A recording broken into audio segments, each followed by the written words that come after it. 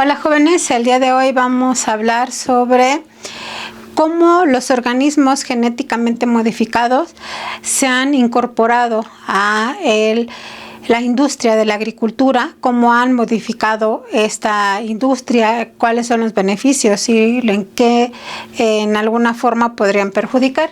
Primero, pues tendríamos que hablar sobre la biotecnología vegetal. ¿Qué es la biotecnología vegetal? Básicamente son una serie de herramientas que fueron propuestas o fueron creadas para resolver problemas de la agricultura, como cuáles la falta de agua, el que los insectos lleguen, también el espacio que cada vez es más reducido, que tenga mayor producción porque cada vez somos más los seres humanos. Entonces todos esos problemas que se vieron, por eso es que está esta que es la biotecnología vegetal. Los organismos genéticamente modificados son animales o vegetales que de alguna forma se les ha modificado o se les ha cambiado alguna parte de su material genético. Aquí podemos decir que hay tres tipos o rescatar tres tipos que serían los intransgénicos, y esto va a ser más bien estos tres tipos de los organismos genéticamente modificados va a ser dependiendo del material genético que se les esté añadiendo. Por ejemplo, los intransgénicos son secuencias de ADN que son de la misma planta. ¿A qué me refiero con esto? Bueno, por ejemplo, una rosa. De un lado de la rosa sale color amarillo y del otro lado del rosal sale color rojo. Entonces, aquí lo que se hizo fue probablemente injertar, o más bien de un lado yo solamente quiero que nuestro rosal sea rojo, entonces lo que hago es modificar el material genético del lado del rosal que me da amarillo, y con esto le voy a estar insertando a ese rosal el material genético que tiene de un lado y se lo voy a insertar al otro. Entonces es el mismo material genético que tiene todo el rosal, solamente lo que estoy haciendo es modificarlo de acuerdo a mis necesidades, pero es de la misma planta. Los cisgénicos, que son la inserción de una planta a otra.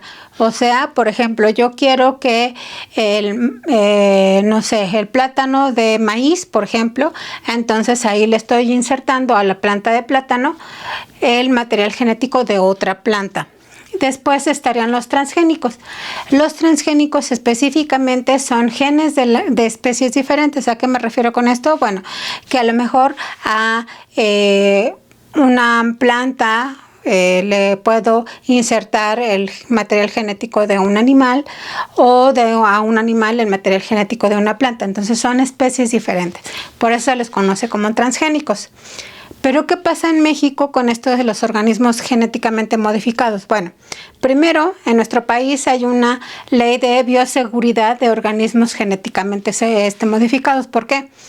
Porque si no se evalúa de forma adecuada cuáles serían las aportaciones que podrían hacer los organismos genéticamente modificados, o en su caso las desventajas que podría haber, estaríamos hablando que se podría estar originando una introducción de una especie que a lo mejor aquí no existe, y en su caso pues destruir el ecosistema. Entonces por eso tiene que la ley de bioseguridad pues evaluar todos esos detalles.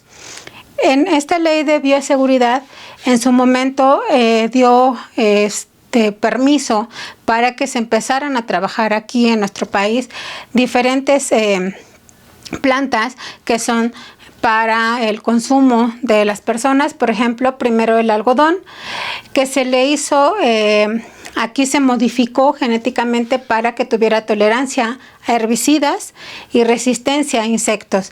El algodón, recordemos que es una planta, un fruto que es muy pequeño, es bastante riesgoso. El aire tan solo lo puede quitar. Entonces los insectos llegan y no se lo comen, pero lo empiezan a destruir. Entonces, que los insectos no lo destruyeran. El maíz, México se considera, al igual que muchos países de Centroamérica, como los precursores del uso del maíz, de la domesticación del maíz. Entonces, hay un desabasto de ese maíz. ¿Por qué? Porque tenemos el maíz blanco, que es muy abundante, que es el maíz, pero no es un maíz tanto para consumo, es un maíz que más bien se utiliza para los animales, por ejemplo. Y en cambio, el maíz amarillo, que es el que utilizamos para consumo para las tortillas, por ejemplo, es el que está en desabasto. Y estamos hablando que México fue de los primeros países que domesticó la planta, y que tenemos una riqueza abundante de maíz y muchos tipos de maíz, y aún así ya tenemos que estar comprando maíces a otros países. Entonces, por eso es que se empezó a implementar esto de el maíz, por ejemplo, genéticamente modificado.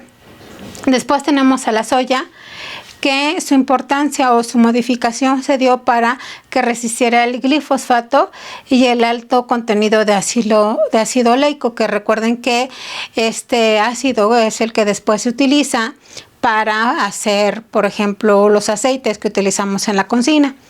Y por último, el trigo, que básicamente su importancia se dio para, o su modificación, perdón, se dio para la sequía, para que aguantara el hecho de que no hubiera agua, porque es una planta que puede vivir sin agua, pero también sí necesita cierto riego.